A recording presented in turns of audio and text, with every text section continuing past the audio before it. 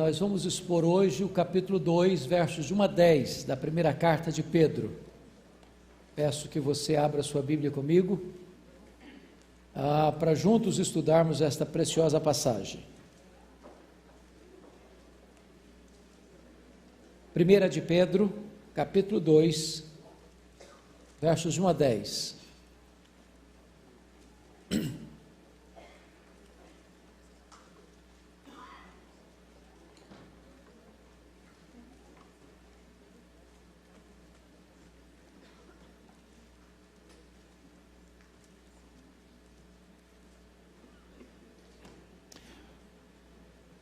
Primeira de Pedro 2, de 1 a 10. Eu vou fazer a leitura, você acompanhe comigo esta leitura em silêncio. Despojando-vos, portanto, de toda maldade e dolo, de hipocrisias e invejas e de toda sorte de maledicências, desejai ardentemente, como crianças recém-nascidas, o genuíno leite espiritual, para que, por ele, vos seja dado crescimento para a salvação, se é que já tendes a experiência de que o Senhor é bondoso. Chegando-vos para ele, a pedra que vive, rejeitada sim pelos homens, mas para com Deus eleita e preciosa. Também vós mesmos, como pedras que vivem, sois edificados casa espiritual para serdes sacerdócio santo, a fim de oferecerdes sacrifícios espirituais agradáveis a Deus por intermédio de Jesus Cristo. Por isso está na Escritura, pois isso está na Escritura: eis que põe em Sião uma pedra angular, eleita e preciosa, e quem nela crer não será de modo algum envergonhado. Para vós outros, portanto, os que credes, é a preciosidade.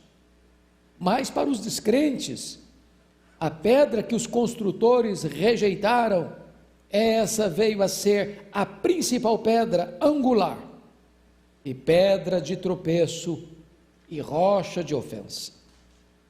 São estes os que tropeçam na palavra, sendo desobedientes para o que também foram postos. Vós, porém, sois raça eleita, sacerdócio real, nação santa, povo de propriedade exclusiva de Deus, a fim de proclamardes as virtudes daquele que vos chamou das trevas para a sua maravilhosa luz. Vós sim, que antes não erais povo, mas agora sois povo de Deus, que não tinhais alcançado misericórdia, mas agora alcançastes misericórdia. Amém. Bom, eu quero tratar hoje sobre o crescimento espiritual dos salvos. Vocês bem sabem que esta carta de Pedro foi enviada aos forasteiros da dispersão daquela região do sul da Galácia, melhor dizendo, do norte da Galácia, região que Paulo não visitou na sua primeira viagem missionária. Vocês se lembram que Paulo, na primeira viagem missionária, foi para a província da Galácia, Antioquia da Pisídia, Icônio, Derbe e Listra, que ficava no sul da província da Galácia. Pedro agora está enviando esta carta àquela província que Paulo não chegou a visitar, mas que tem igrejas lá, tem irmãos lá.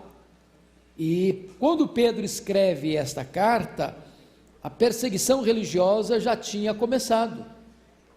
É muito curioso isso. Vocês se lembram que Pedro tem o apostolado para os judeus, e ele escreve para comunidades de crentes judeus, e na época do imperador Cláudio, os judeus já tinham sido expulsos de Roma, e depois de Cláudio vem Nero, e Nero começa então, sobretudo o ano 64 em diante, a perseguir os cristãos, e esses irmãos estão sendo dispersos pelo mundo, eles são forasteiros no mundo. E nesta carta, até agora, Pedro tratou primeiro da esperança que nós temos em Cristo, no mundo de perseguição, no mundo de sofrimento, no mundo onde você muitas vezes tem sua liberdade restringida, tem seus bens saqueados, você precisa se alegrar na herança eterna que você possui. Sua casa não está aqui, sua herança não está aqui, sua pátria não está aqui. Apesar das situações mais difíceis, você ainda pode se alegrar, porque a sua herança é eterna, imarcessível, imaculada nos céus.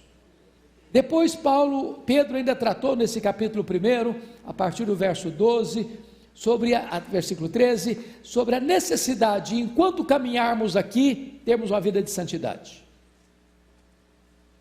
A nossa peregrinação aqui precisa ser neste mundo, mas nós deste mundo não somos. Estamos no mundo, mas o mundo não está em nós. Vivemos no mundo, mas a cosmovisão, os valores, os princípios que regem a nossa vida não são os princípios que regem no mundo. O mundo está posto no maligno. Eu não sei se você fica observando esses fatos.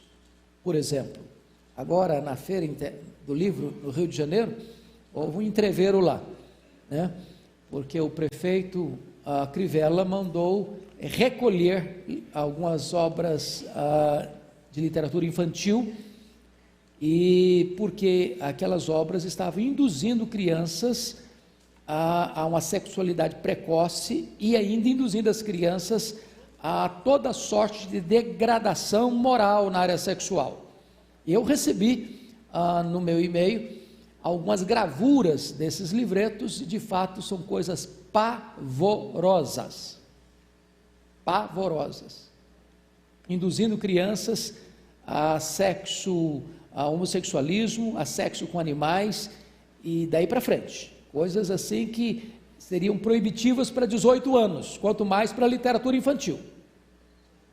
E a justiça já está contra a decisão do prefeito, achando que tudo é normal, que tudo é comum, que tudo é isso aí mesmo, que o mundo é esse mesmo, e confundindo uma coisa entre você ter tolerância e você dar o seu aval. Uma coisa é você respeitar quem pensa diferente de você, outra coisa é querer impor o que as pessoas querem e pensam para a sociedade, como valor que é aceitável e aplaudido. O que o Pedro está mostrando nesta carta é que você está nesse mundo, mas você não vive de acordo com o que esse mundo pensa. Você liga a sua televisão, está lá uma reportagem, está lá uma análise, está lá uma cosmovisão, está lá uma visão de família, uma visão de sexo, uma visão de valores morais, e você, mesmo vivendo nessa sociedade, você é regido por outros valores, por outros princípios, pelos absolutos de Deus, e não pelo relativismo do mundo que jaz no maligno. Então Pedro, no primeiro capítulo, mostra como é que nós devemos viver assim.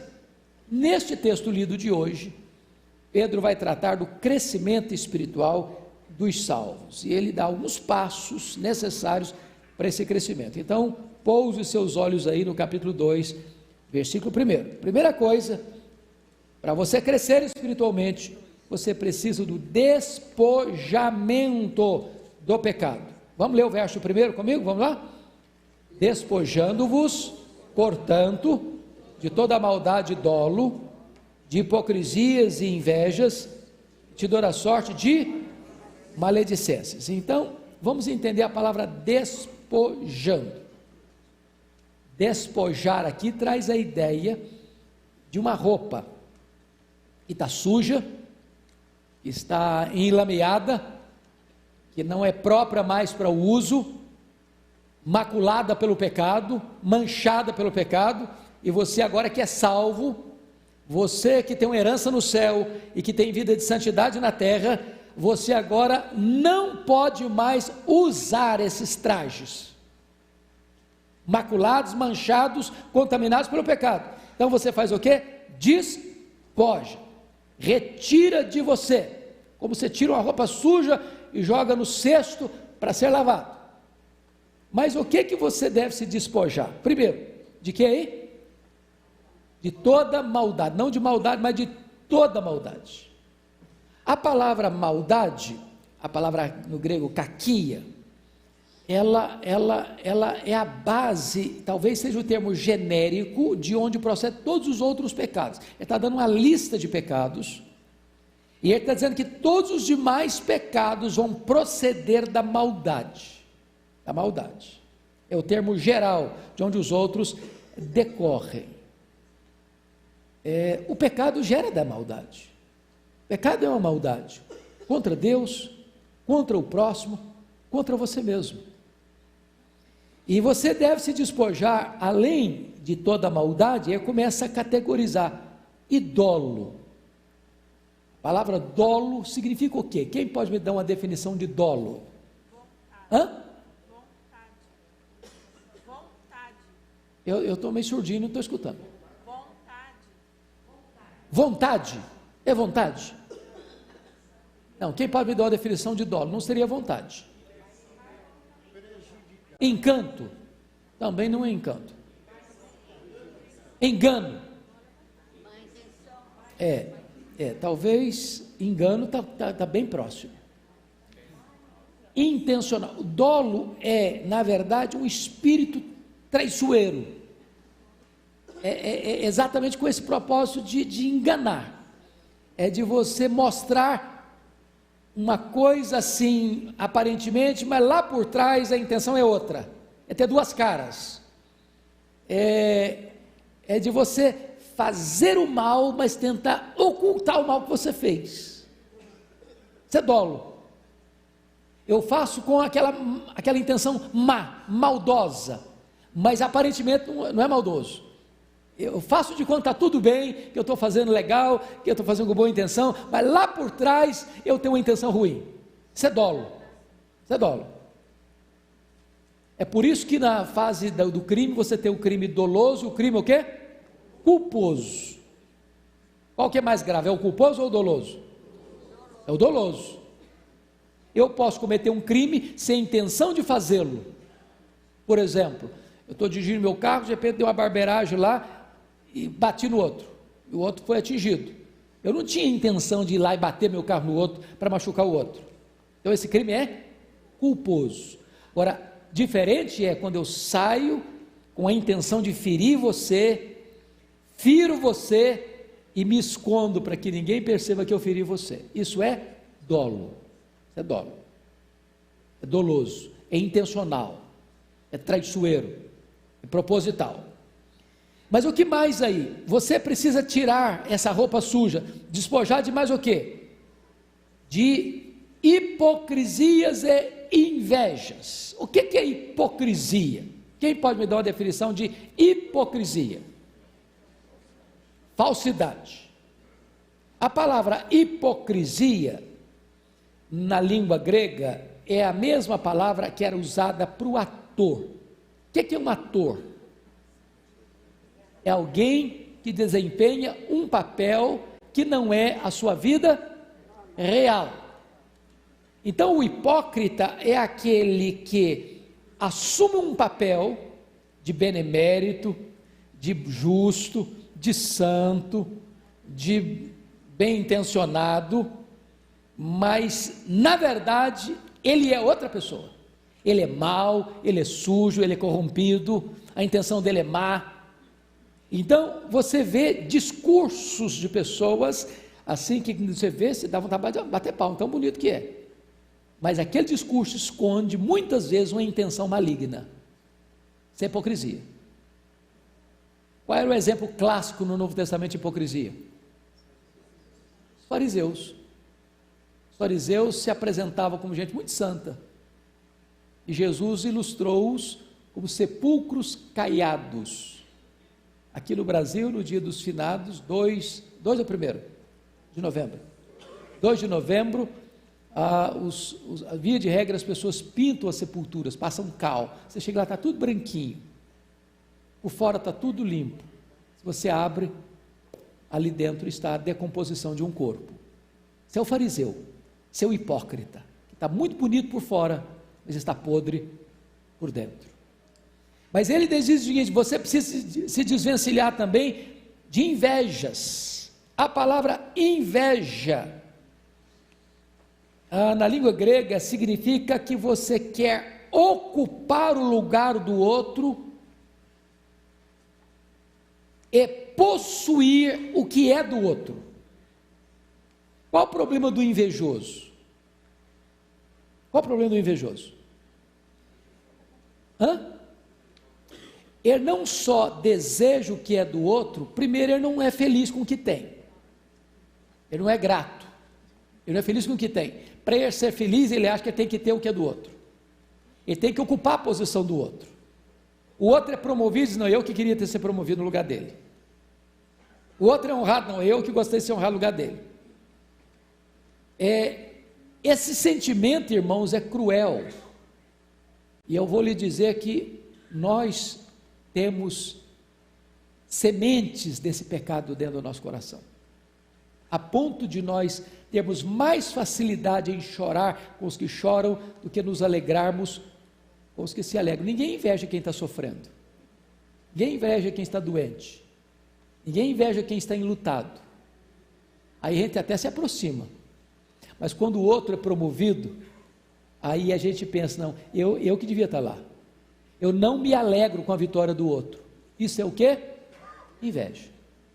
Então Pedro está dizendo que você precisa tirar isso de cima de você. Não combina com a sua vida de uma pessoa salva. Inveja. Você tem que ser grato a Deus por aquilo que você é, por aquilo que você tem. Segunda coisa que o texto está dizendo, aí, a outra coisa que o texto está dizendo é o seguinte: hipocrisias e invejas e mais o quê?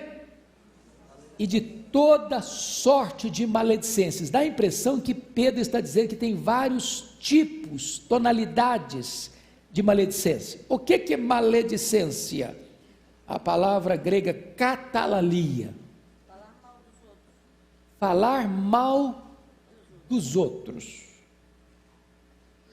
Eu acho que esse problema não tem mais, né, gente? O negócio, a igreja está tão boa hoje que não tem mais esse negócio não, né?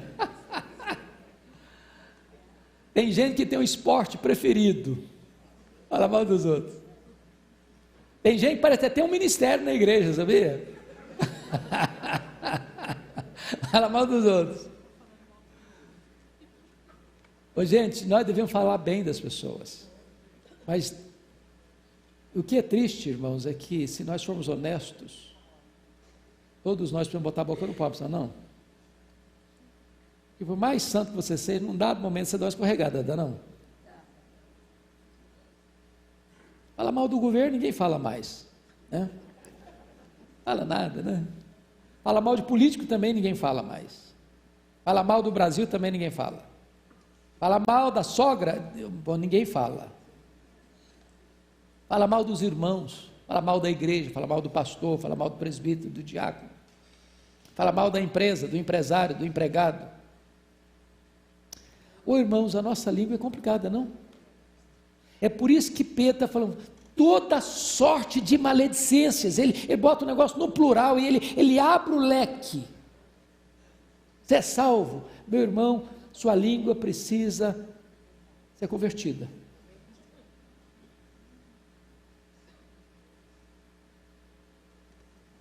Porque se você ocupar-se dos seus pecados, você não vai ter tempo de falar dos pecados dos outros.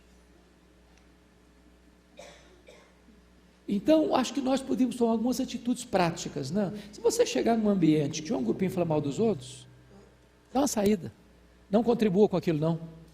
Não coopere com isso, não. Não leve adiante isso, não.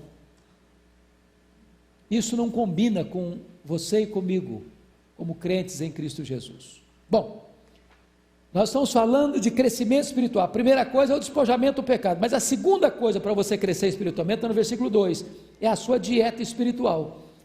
Pode ler comigo o verso 2 e 3, vamos lá? Desejai ardentemente, como crianças recém-nascidas, o genuíno leite espiritual, para que por ele vos seja dado o crescimento para a salvação, se é que já tendes a experiência que o Senhor é bondoso. Veja bem que Pedro passa daquilo que você tem que jogar fora para aquilo que você precisa desejar. Pedro passa da experiência do fato de você ter que despojar para aquilo que você precisa beber. E ele compara o crente como alguém recém-nascido, no sentido do alimento. Qual é o alimento que ele deseja aí? O leite espiritual, o genuíno leite espiritual. Agora pense comigo, agora eu vou pedir uma orientação para as mães aqui. A criança recém-nascida aqui é brefos, que é a criança lactante, a criança do peito, a criança que está mamando. Criança que está mamando deseja mamar? Quando a criança que saudável chora? Quando? Quando ela está com fome, quando está precisando tomar banho. Quando a criança mama, ela mama de forma o quê? Regular. Já pensou uma criança que só mama, e ela só mama uma vez por semana? As mães conhecem essa criança aqui? E aí Pedro está dizendo, olha, vocês crentes deveriam imitar as crianças recém-nascidas e desejarem de que maneira? Ardentemente. Bom, eu sei que vocês desejam ardentemente, como uma criança recém-nascida, ler a Bíblia, não é isso? Todo mundo lê a Bíblia desse jeitinho.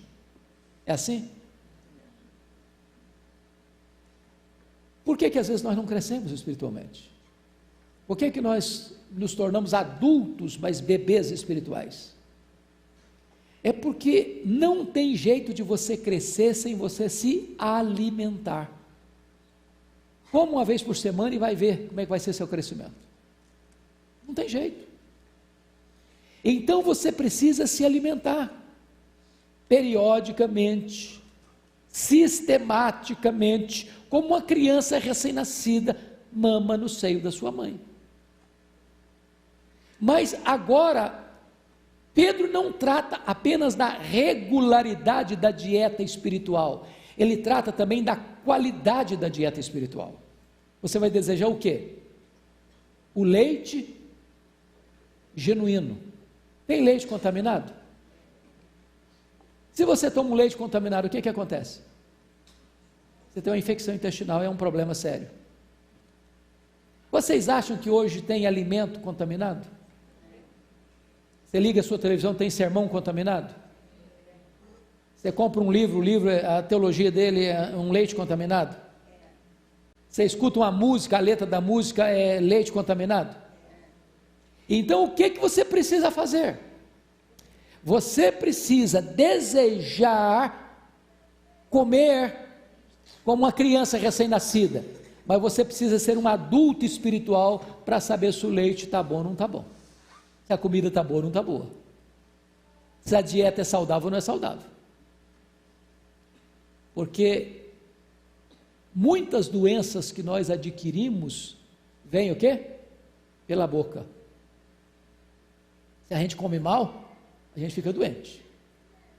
Crente que come qualquer coisa, que escuta qualquer coisa, que se alimenta de qualquer coisa, que lê qualquer coisa, que escuta qualquer tipo de pregador, que não tem critério para ler um livro, ou que não tem filtro para saber se a qualidade do alimento é boa ou não, vai adoecer, vai enfraquecer.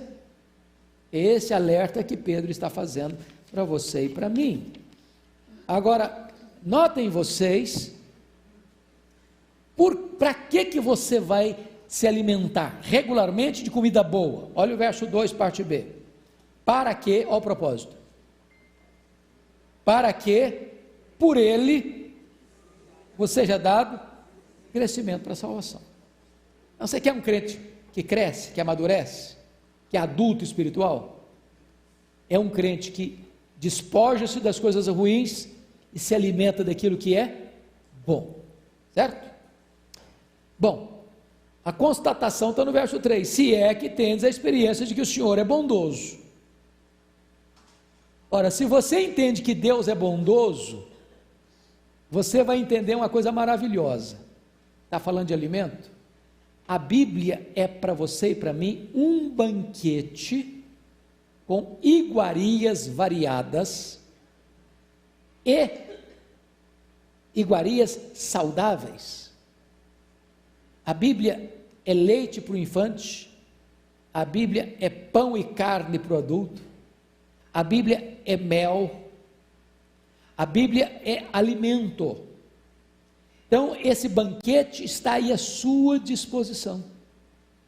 Deus prepara para você uma mesa. Agora, você pode ter uma mesa e um banquete e ficar lá no canto comendo pão dormido com mortadela.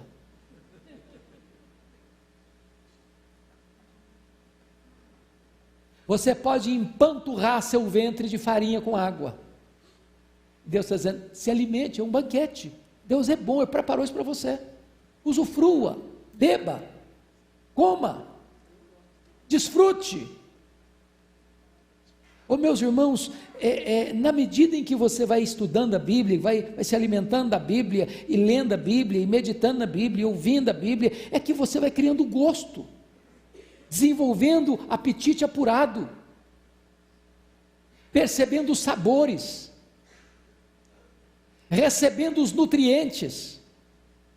Isso tudo vai se tornando carne, músculos, ossos, vitalidade espiritual, para que quando você tiver que enfrentar lutas, a palavra de Deus vai reger você. Quando você for tentado, vai fazer como Jesus está escrito. Quando vier a proposta do diabo, você não vai se render, está escrito. Mas se a palavra de Deus não estiver na sua mente, não estiver no seu coração, quando você for pressionado, você não tem ferramentas para lidar com isso, você não tem a espada do Espírito para lidar com isso. Pois bem, vamos adiante agora para o terceiro ponto. Para o nosso crescimento espiritual, é muito importante você entender a posição de Cristo. Versículo 4, pode ler comigo? Vamos lá? Ele, a pedra que vive, rejeitada sim pelos homens, mas para com Deus, eleita e preciosa. Então note você que Pedro passa para outra metáfora. Ele usou a metáfora da roupa suja, ele usou a metáfora do leite, agora ele passa a usar a metáfora da pedra. A pedra. E qual é a palavra dele? Chegando-vos para ele. Ele quem? Cristo Jesus. Como é que você vai ter uma vida de crescimento espiritual? Se você vai se achegando para ele, se aproximando de Cristo, tendo comunhão com Cristo. Mas para você ter comunhão com Cristo, a primeira coisa que você precisa fazer é saber quem Ele é. Qual é a imagem, qual é o emblema, qual é a figura que Pedro traz aí para nós? Ele é o quê? Pedra que vive. Bom, parece-me que a metáfora é quase contraditória, né? Porque você não consegue entender pedra viva ou pedra que vive. Mas por que ele usa a figura da pedra? Porque ele está pensando na igreja como um edifício. E o que Jesus deixou claro para os seus discípulos lá em Cesareia de Filipe, em Mateus 16, 18? Eu também te digo que tu és Pedro, e sobre esta pedra eu edificarei a minha igreja, e as portas do inferno não prevalecerão contra ela. A primeira coisa que eu preciso entender é que Cristo é o grande fundamento sobre o qual você e eu estamos edificados. Ninguém pode lançar outro fundamento. Não pode ter outro Salvador, não pode ter outro mediador, não pode ter outro Senhor, não pode ter outro dono da igreja, não pode ter outro edificador da igreja, não pode ter outro protetor da igreja. Você precisa entender que Ele, Jesus, ocupa o lugar central nesse processo. Ele é a pedra que vive. Vive porque morreu e ressuscitou, e está vivo pelos séculos dos séculos, e tem as chaves da morte e do inferno. Agora notem que Cristo tem reações diversas em relação a Ele. No verso 4, ele vai mostrar duas coisas. Primeiro, essa pedra que vive, ela foi o que primeiro? Rejeitada. Rejeitada por quem? pelos homens. E em relação a Deus, mas para com Deus eleita e preciosa. Então, preste atenção que a maneira do homem ver e a maneira de Deus ver pode variar gritantemente. Deus olha para esta pedra que vive, que é o seu filho, e diz: essa pedra é eleita e preciosa. O homem olha para essa pedra que Deus diz ela é eleita e preciosa, e faz o que com ela? Rejeita. Por que as pessoas rejeitam a Cristo, irmãos? Porque Ele é ruim? Porque Ele é mau? Porque Ele não é digno? Porque Ele não merece confiança? É por isso que os homens rejeitam a Cristo? Aí revela a perversidade do coração humano, que quando você rejeita o que é mal, você está sendo justo, mas quando você avalia e sabe que é justo e bom, é precioso, e ainda rejeita, isso retrata a malignidade do nosso coração. Não foi isso que está escrito lá em João 11, capítulo 1, versículo 11, o que está escrito lá? Veio para o que era seu, e os seus não o receberam. Não foi este o grito dos judeus? Não queremos que este reine sobre nós. Quando Pilatos estava lavando as mãos em relação ao julgamento de Cristo, o que é que esses judeus gritaram em Jerusalém? Caia sobre nós e sobre os nossos filhos o seu sangue. Ou seja, Jesus, o amado do Pai, o eleito do Pai, enviado pelo Pai, por amor do Pai, vem e os homens o rejeitam. E é nesse sentido que Hebreus diz assim: como escaparemos nós se negligenciarmos tão grande salvação?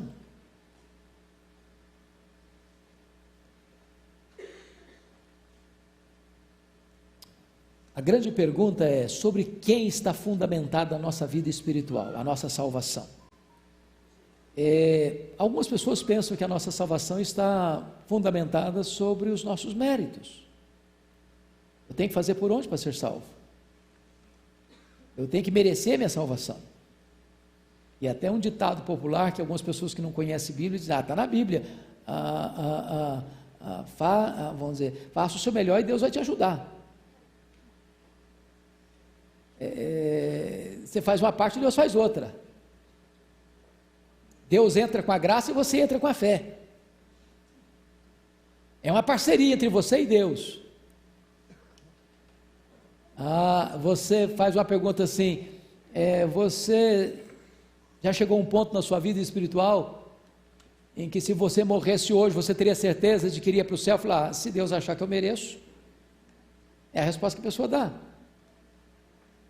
Eu acho que lá, se Deus tiver misericórdia de mim, assim, e achar que eu fiz por onde, então Ele vai me dar a vida eterna. São pessoas que entendem ou acham que a sua salvação está baseada em quê? Nas suas obras, os seus méritos. O fundamento da sua salvação é Ele mesmo, sua autojustiça. E aí Pedro está dizendo o seguinte: você quer crescer espiritualmente? A primeira coisa que você tem que entender é que Ele, Jesus, é a pedra que vive, é o fundamento, é o alicerce. Paulo diz isso: ninguém pode lançar outro fundamento além daquele que já foi posto, o qual é Cristo Jesus. Esse é o primeiro ponto, sobre quem você está construindo a sua vida espiritual. Mas vamos ao quarto ponto aqui, para a gente entender o que é crescer espiritualmente. Primeiro, a posição de Cristo. Agora vamos entender a nossa posição em Cristo. Ela é orgânica. Vamos dar uma olhadinha nos versos 5 a 8. Vamos ler juntos? Vamos lá? Também vós mesmos, como pedras que vivem, sois edificados casa espiritual, para ser de sacerdócio santo, a fim de oferecer de sacrifícios espirituais agradáveis a Deus, por intermédio de Jesus Cristo. Pois isso está na Escritura: eis que põe em Sião uma pedra angular, eleita e preciosa, e quem nela crer não será de modo algum envergonhado. Para vós outros, portanto, os que credes, é a preciosidade, mas para os descrentes, a pedra que os construtores rejeitaram, essa veio a ser a principal pedra angular, e pedra de tropeço, e rocha de ofensa. São estes que tropeçam na palavra, sendo desobedientes, para o que também foram postos. Então vamos entender algumas coisas aqui. Cristo é a pedra que vive. Então preste atenção no artigo definido, a pedra. Só notinha de rodapé agora, só notinha de rodapé. Às vezes a gente encontra isso em música, em hinos, em cânticos, nas orações, nas pregações, e nós precisamos apurar isso. Você, ao se referir a Cristo, a Deus, ao Espírito Santo, você precisa usar artigo definido. Por exemplo, o nosso Deus é um Deus de amor. Qual o problema dessa frase? Se ele é um Deus de amor, a minha frase na língua portuguesa está querendo dizer o quê? Tem outros deuses de amor também. Senhor, graças te dou porque tu és um Deus maravilhoso. Bom, a minha intenção está boa, mas a minha frase está errada. Ele não é um Deus maravilhoso, porque se eu digo que ele é um Deus maravilhoso, estou dizendo que tem outros deuses maravilhosos. Então, ao dirigir-se a Deus, ao Pai, ao Filho e ao Espírito Santo, você precisa ser específico. Ele é a pedra que vive, ele não é uma pedra que vive, ele é a pedra. Ele não é um Salvador, ele é o Salvador. Ele não é um Senhor, ele é o Senhor. Ele não é um Deus, ele é o Deus vivo e verdadeiro. Então, repagine as suas orações, para que você, ao dirigir-se a Deus, não se dirija com artigo indefinido. Porque você pode, claro, você está bem intencionado, mas o seu vernáculo, a sua gramática, a sua expressão não está correta. Agora notem quem somos nós. Versículo 5, também vós mesmos com pedras que vivem, agora está usando no plural, ele é a pedra que vive, e qual o lugar dessa pedra que vive?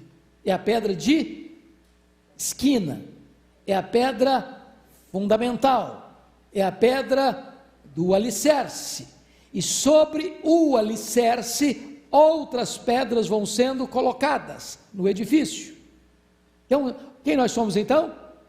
Pedras que vivem. A nossa relação com Cristo, embora a metáfora pedra não nos sugira vida, mas a palavra que vive e vivas traz a ideia de que a nossa relação com Cristo é o quê? Orgânica. Orgânica.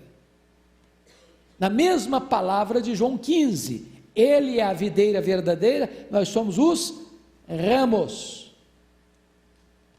Ou seja, a mesma seiva que vem do caule, que vem da videira, é a mesma seiva que vai para os ramos, para que eles tenham vida e para que eles frutifiquem. Então, a nossa vida é a vida de Cristo em nós. Nós estamos nele, ligados a ele, organicamente entrelaçados com ele, é isso que Pedro está nos mostrando. Mas nós somos outra coisa. Olha que como Pedro mistura as metáforas, as imagens. Também vós mesmos com pedras que vivem, sois edificados o quê?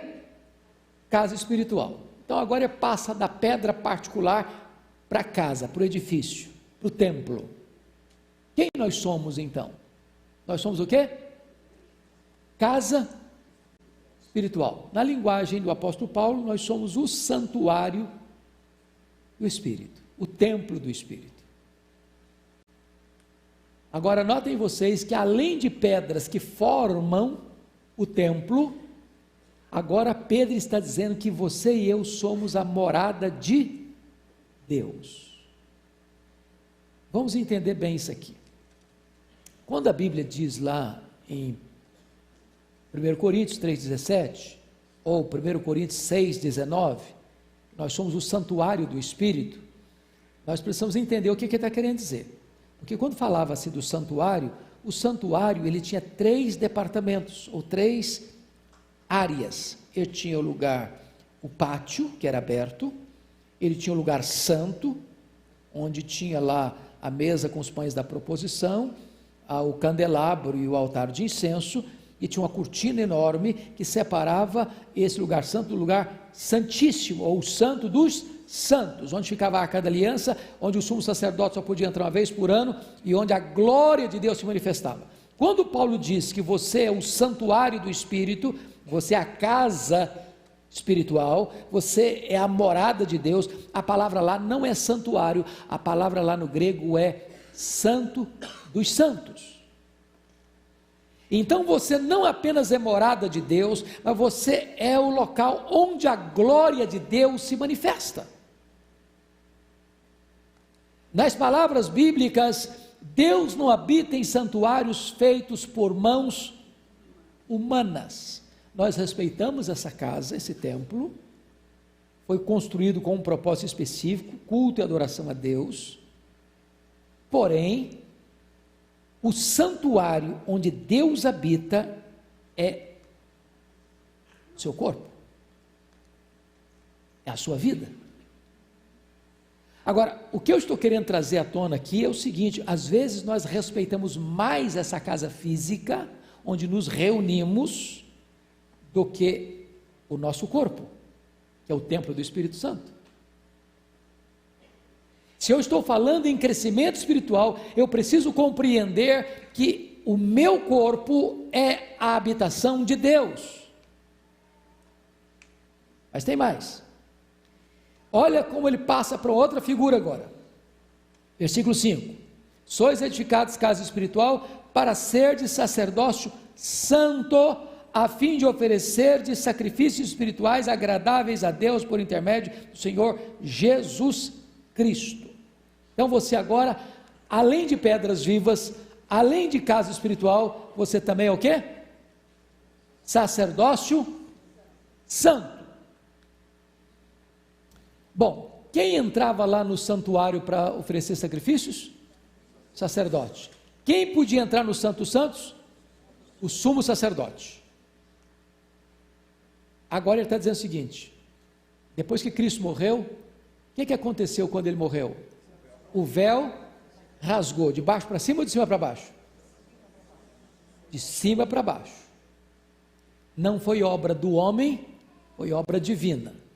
Mas o que significa que o véu rasgou? Quem pode me dizer o que significa isso? Acabou a separação de? Isso. Não tem mais necessidade de que alguém represente você diante de Deus. Não precisa mais você ir ao pastor, ao missionário, ao sacerdote, ao sumo sacerdote, para que ele então leve o sangue para expiar os seus pecados.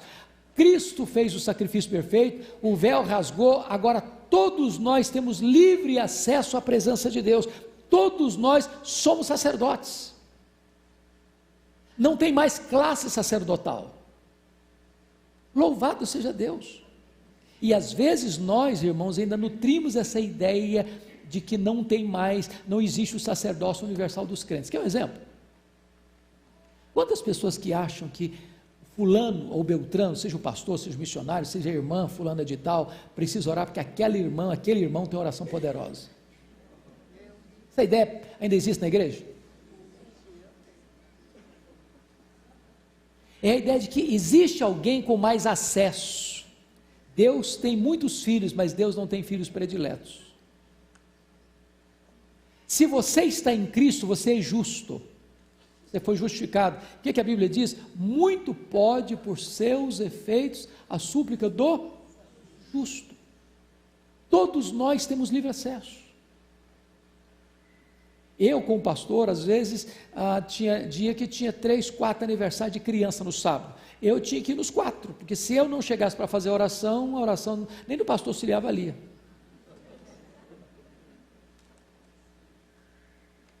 é a ideia de que não existe o sacerdócio universal do crente. O irmão lá não pode orar, o presbítero também que está lá não ora, mas tem que chegar alguém para orar, que é o sacerdote, entendeu?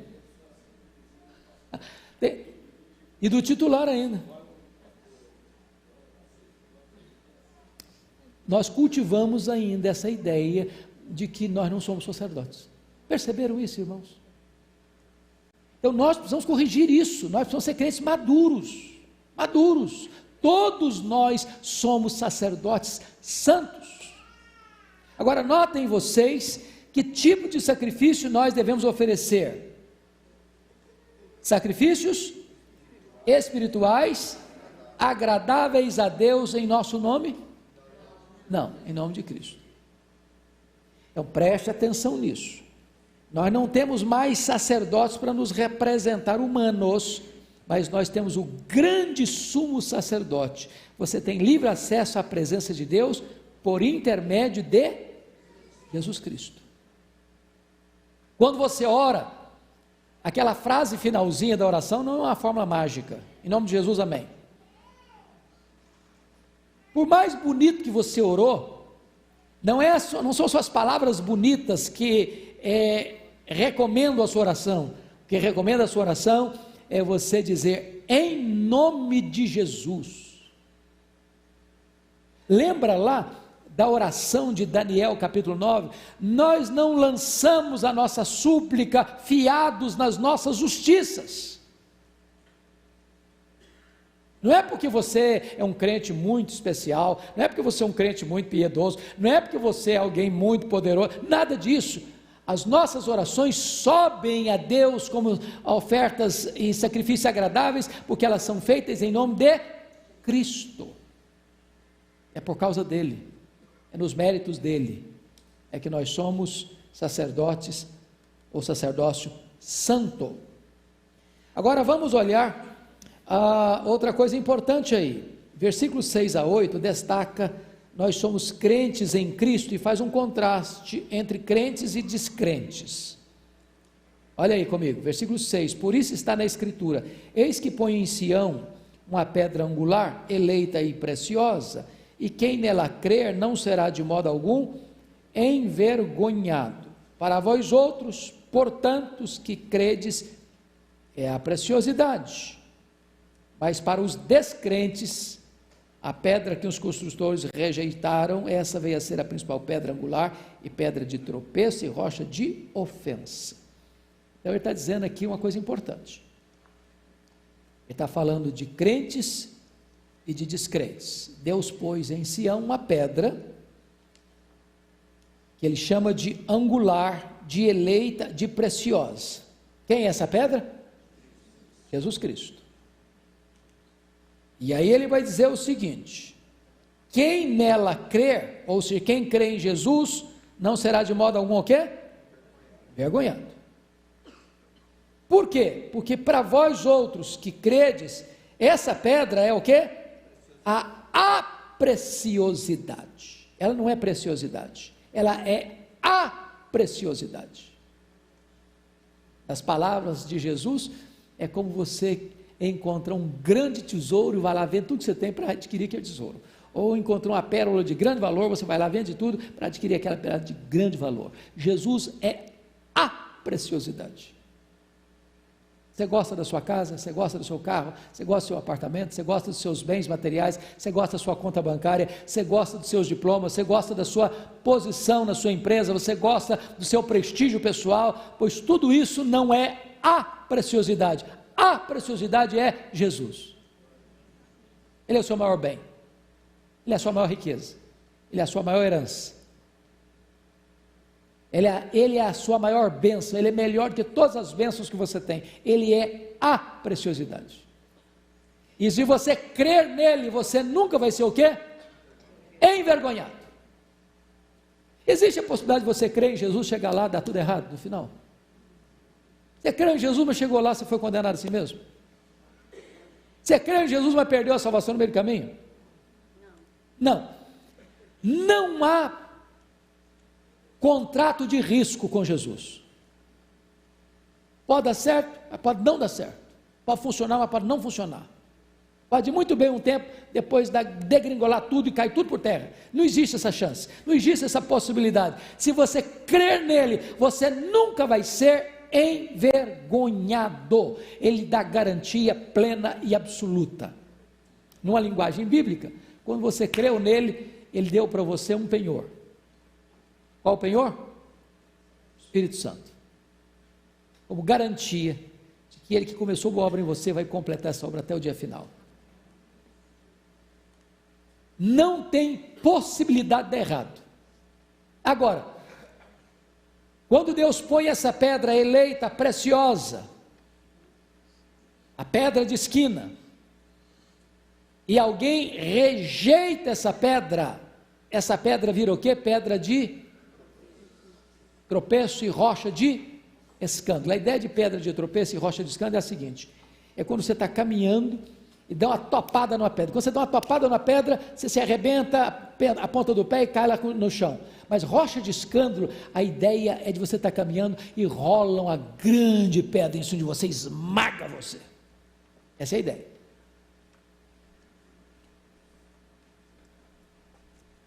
Ou seja, ninguém fica neutro em relação a Jesus. Ou ele é seu fundamento, ou você é arrebentado por ele. Porque, na verdade, a causa da condenação lá no final não vai ser suas obras, vai ser o fato de você ter rejeitado a Cristo. Quem nele crê, está salvo. Quem não crê, já está condenado.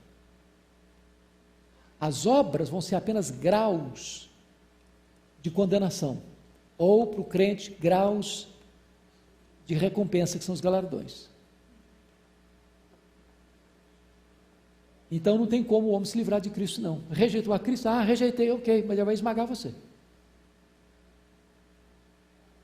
Vai ser uma rocha de escândalo, de ofensa. Vai rolar em cima de você. E não tem mais como fugir, porque ele que hoje é o advogado, amanhã vai ser o juiz. Vai ser o juiz. Pois bem, vamos ao quinto ponto. A nossa identidade espiritual é clara. Agora vamos todos ler o versículo 9, por favor. Vamos juntos? Vós, porém, sois raça eleita, sacerdócio real, nação santa, povo de propriedade exclusiva de Deus, a fim de proclamar as virtudes daquele que vos chamou das trevas para a sua maravilhosa luz.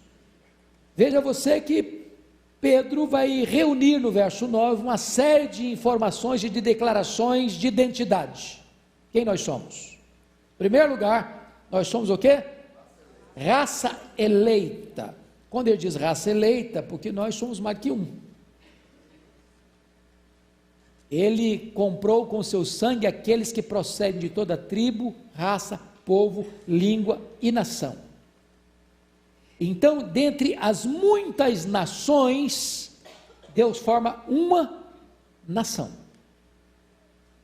Nós somos estrangeiros entre as nações, porque das muitas nações, nós somos a nação de raça eleita. Somos cidadãos dos céus, aqui. Nossa pátria não está aqui. Nossa casa permanente não está aqui. Nosso lar permanente não está aqui. Então, nós somos uma raça eleita. Agora, quem nos elegeu? Deus o Pai. Quando nos elegeu? Antes da fundação do mundo. Em quem nos elegeu? Em Cristo Jesus. Com que propósito nos elegeu?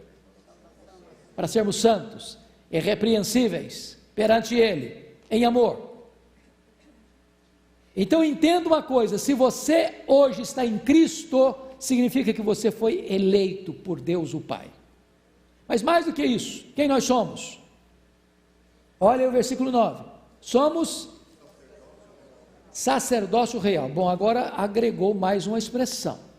O que significa real? Significa realeza. Então, lá no passado nós tínhamos rei, sacerdote, profeta. O único que ocupou esse tríplice ministério de forma plena foi Jesus Cristo. Jesus Cristo era tanto rei quanto sacerdote. Agora, Pedro está nos informando que você e eu somos muito mais do que sacerdotes. Nós somos sacerdócio real. Não só temos livre acesso a Ele, mas somos reis. Vamos reinar. Temos uma posição de honra, mais do que de sacerdócio, também de honra, de realeza. Somos sacerdotes reais. Somos filhos do Rei dos Reis. Somos príncipes. Vocês são princesas. Mas mais. O que nós somos mais? Nação santa. Então preste atenção. Se nós fomos tirados de todas as nações, porque fomos comprados, nós somos uma nação santa. E significa o seguinte: nós somos uma nação diferente. A palavra santo tem dois significados no grego: separado e diferente. E aí traz a ideia então de pureza.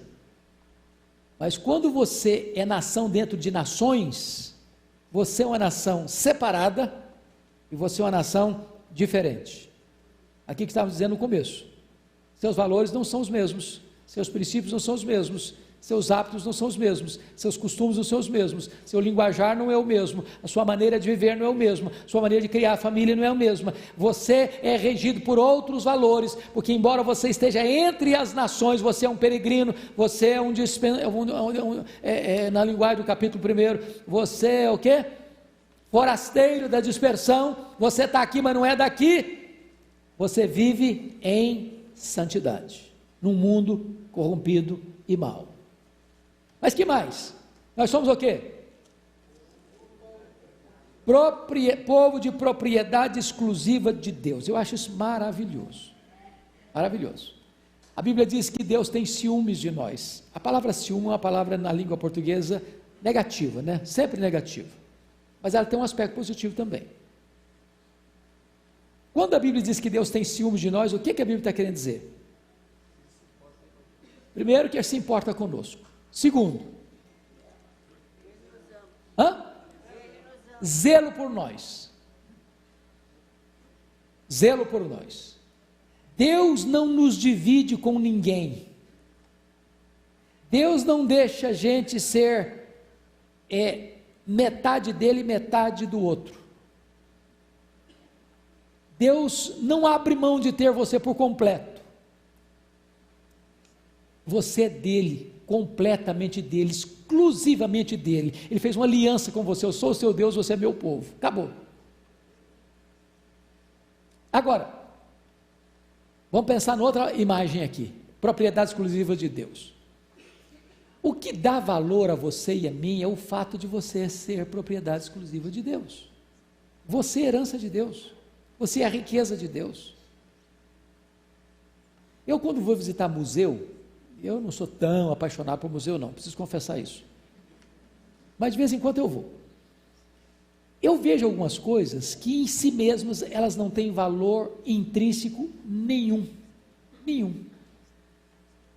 Às vezes é uma roupa, às vezes é um calçado, às vezes é uma bengala, às vezes é um objeto pessoal. Por que aquilo tem valor? Ou por que aquilo está no museu? Porque pertenceu a alguém que a história considerou uma pessoa muito importante. E aí que tem valor. Então, em mim mesmo, eu tenho valor nenhum. Sou um vaso de barro. E eu diria até barro ruim, viu? barro de péssima qualidade. Mas o que está dentro de mim, a presença de Deus, é um tesouro incalculável. Mas como Deus me comprou, e eu sou dele de duas formas: eu sou dele porque ele me criou, e eu sou dele porque me comprou, eu sou propriedade exclusiva dele, e ele tem zelo por mim.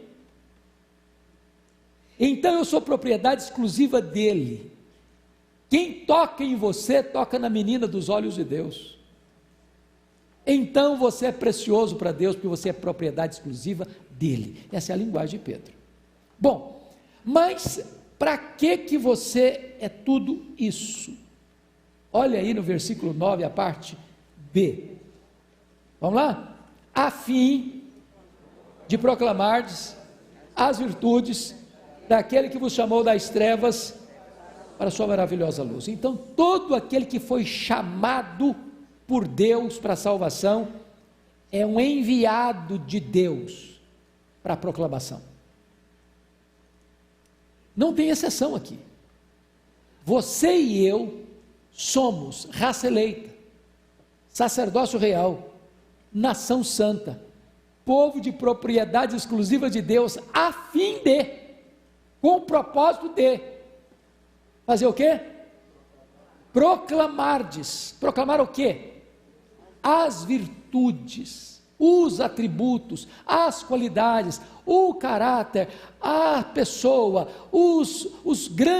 as grandes obras de Deus e o ser de Deus. Você proclama quem Deus é, as virtudes de Deus,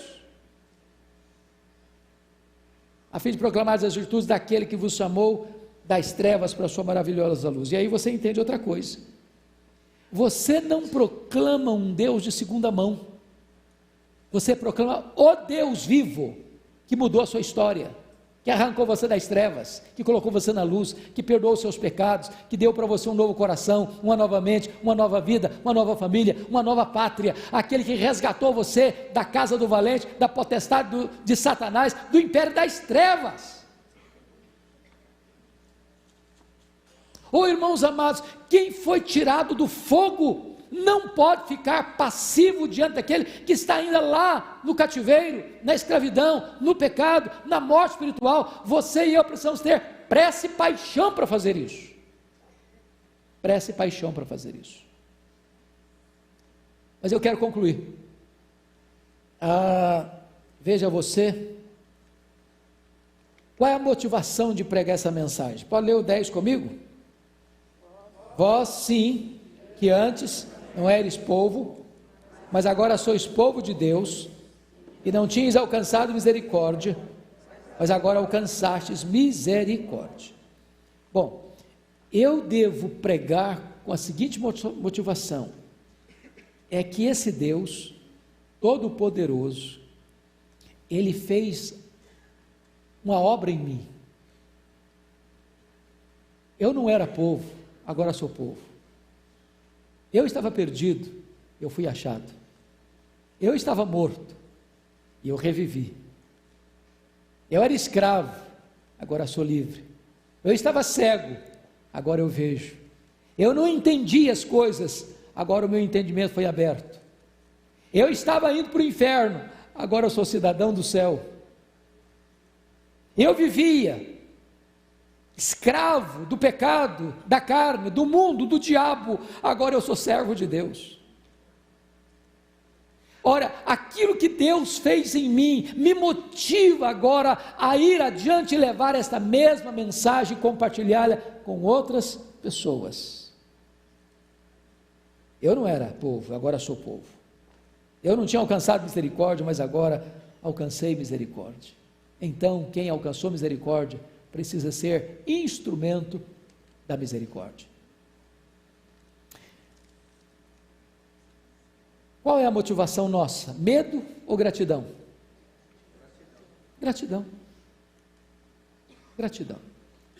Então que Deus nos ajude, Deus nos abençoe, para que nós possamos crescer na graça e no conhecimento de Cristo. Que nós possamos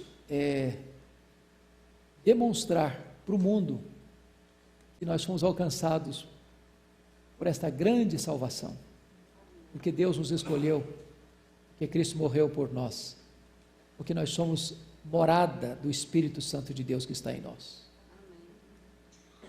Nós agora somos sacerdotes reais, somos povo santo, e Deus tem zelo por nós. E Deus quer que você anuncie agora as virtudes dele para o mundo inteiro. Não com medo, mas com gratidão por aquilo que ele fez por você. Vamos ficar em pé. José, você poderia orar por nós? Você consegue botar som? Tem aí, já está aí. Gentileza.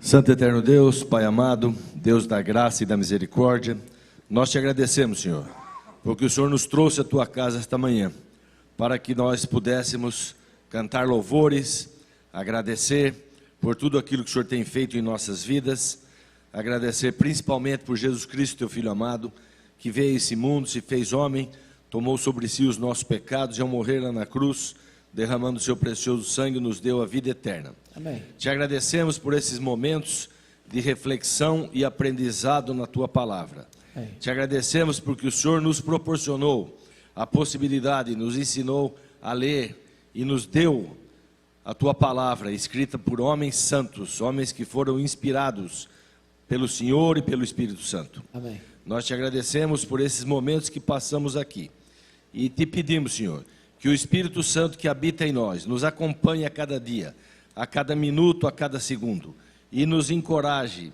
e nos dê sabedoria para que possamos falar das maravilhas de Jesus, anunciar o Evangelho, anunciar a salvação e ajudar aquelas pessoas que ainda não têm a alegria que nós temos da salvação em Jesus Cristo, a poderem enxergarem, a poderem compartilharem da graça maravilhosa da salvação em Jesus. Amém, Senhor. Dá-nos, Senhor, um bom dia na tua presença. Amém. E que continuemos, Senhor, encorajados, animados a falar de Jesus, a compartilhar o Evangelho, as boas novas, a salvação. E que o Senhor nos ajude também, que nós possamos dar exemplo a cada dia e cuidarmos, Senhor, porque nós sabemos que o Espírito Santo vive em nós, nós somos templos do Espírito Santo, mas nós somos pecadores miseráveis, nós precisamos da tua graça e da tua misericórdia. E é no nome precioso de Jesus que nós oramos e agradecemos. Amém. Amém.